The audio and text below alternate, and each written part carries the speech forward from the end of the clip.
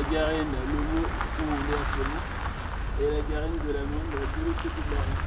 Ce n'est pas moins de 240 balades nature sur 45 sites qui sont organisés par le Conseil général de Loire-Atlantique tout au long de l'été. Le but étant de découvrir la faune et la flore avec de nombreuses animations.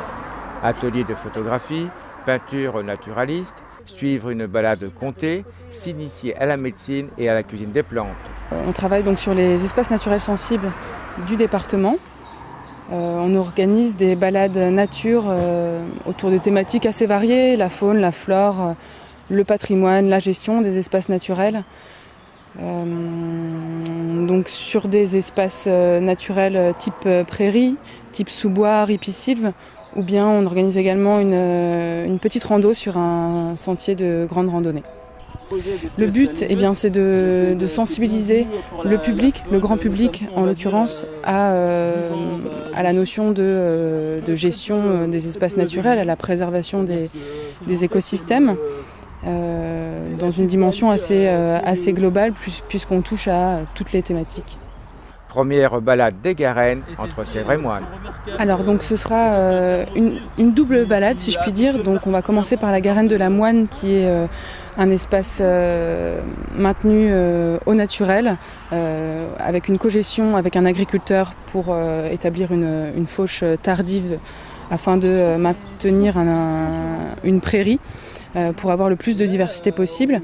Donc on a en face la garenne de la Moine, un espace plus naturel, plus authentique. Et de l'autre côté, la garenne Le Mot, qui est un espace, un parc avec beaucoup d'espèces ornementales, de plantes remarquables.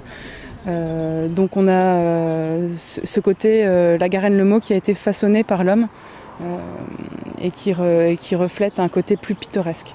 Les balades sont présentées par les 18 jeunes saisonniers recrutés et formés par le département. Il faut savoir qu'une mare, c'est une réserve de biodiversité assez spécifique dans la mesure où on retrouve des espèces qu'on retrouve généralement très rarement dans d'autres milieux.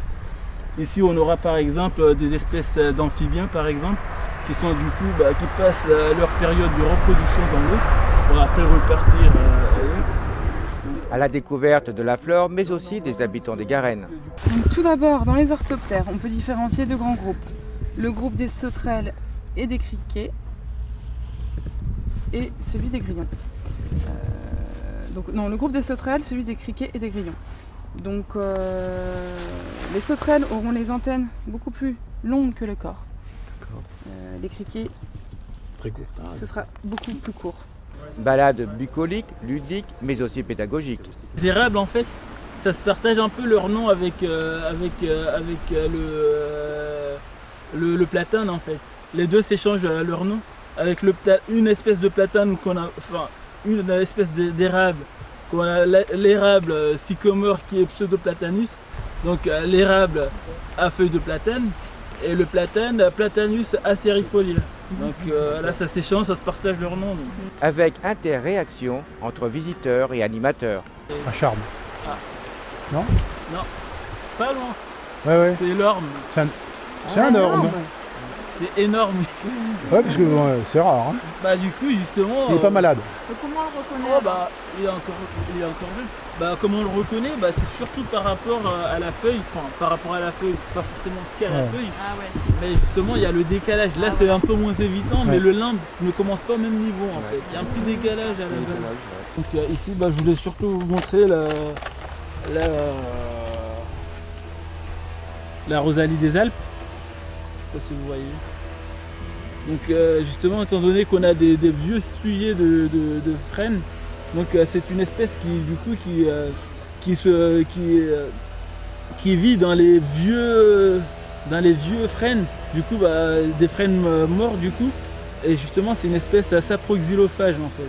Et en plus ça dépose ses œufs dans les frênes. Histoire, géographie et géométrie des Garennes Le Mot et Valentin sont également de mise. Et le lien justement entre ces deux Garennes, il se situerait probablement au château de Clisson, puisque le centre de la tour Saint-Louis, donc c'est une tour qu'on voit sur la gauche, le centre de cette tour, le centre du parvis de l'église de la Trinité et le centre de la cour de la Villa Le Mot, ça formerait sur un plan un triangle équilatéral. D'autres balades sont également prévues, notamment une nocturne le 17 juillet à 21h30. Pour connaître le programme complet, www.baladenature.loire-atlantique.fr